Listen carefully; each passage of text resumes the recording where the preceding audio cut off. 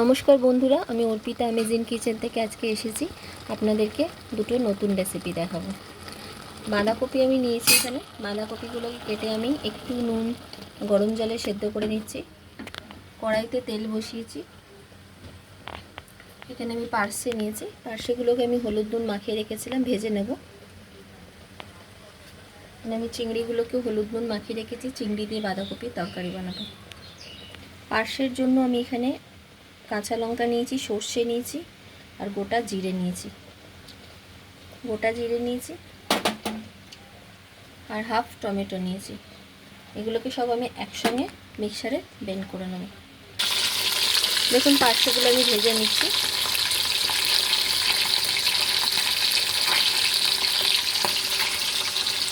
একটু অল্প ছাড়া পিসগুলোকে আমি ভেজে নিয়েছি। এখানে আমি মিক্সারের মধ্যে একটু পেস্ট করে নিয়েছি।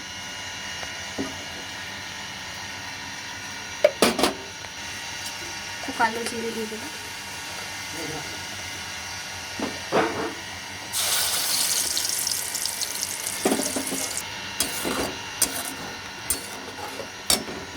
একটু হলুদ আর লঙ্কা নুন দিয়ে দেবো।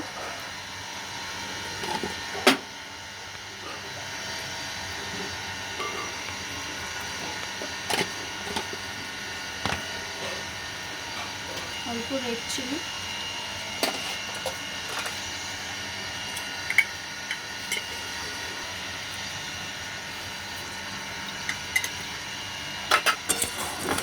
মশলাগুলোকে আমি একটু কষে নেব। দেখুন, আমাদের মশলাটা হয়ে গেছে কষানো, তেল ছেড়ে দিয়েছে। আমি অল্প জল দেবো। মাছগুলোকে দিয়ে দেবো।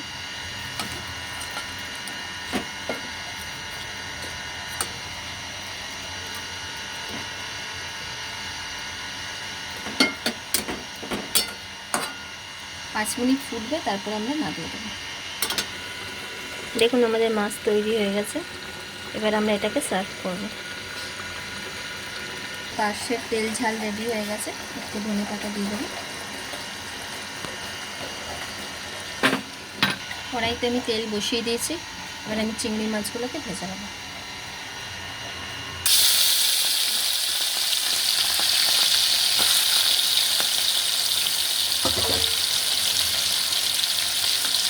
এখন বাঁধাকপিগুলোকে অল্প সেদ্ধ করে নিয়েছিলাম হলুদ নুন দিয়ে। চিংড়ি মাছ আর পেঁয়াজগুলোকে একসাথে ভেজে নেব।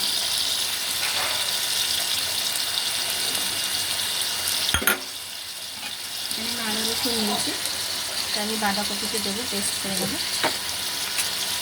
দেখুন, আমাদের পেঁয়াজ চিংড়িটা ভাজা হয়ে গেছে। এবার আমরা এটাকে তুলে নেব। তেল বসিয়ে দিয়েছি। এবার আমি জিরে দেবো একটু। আমি এর মধ্যে আলু দিইনি, আপনারা চাইলে আলু দিতে পারেন। বাঁধাকপিগুলোকে ভেজে নেব।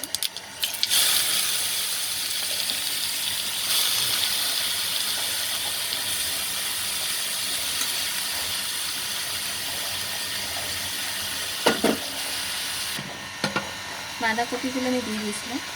এবারে আমি একটু মশলা, আদা রসুন যেটা বেটেছিলাম ওটা দিয়ে দিলাম। খুব সামান্য, আপনারা অল্পই দেবেন। টমেটো, ধনে গুঁড়ো,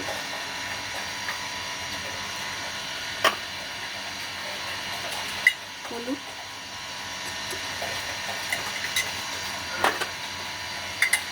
জিরে গুঁড়ো,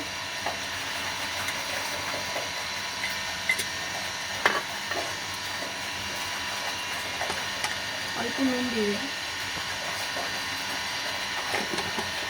কাশ্মীরি রেড চিলি।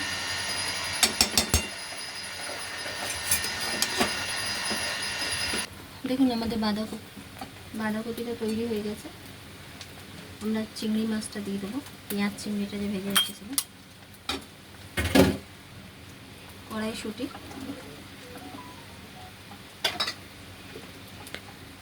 অল্প চিনি দিয়ে দেবো।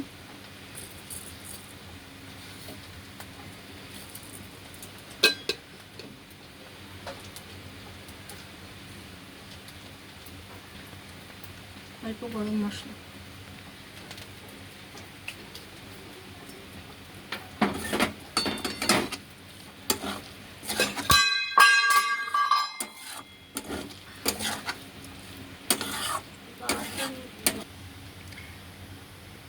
দেখুন আমাদের বাঁধাকপিটা তৈরি হয়ে গেছে।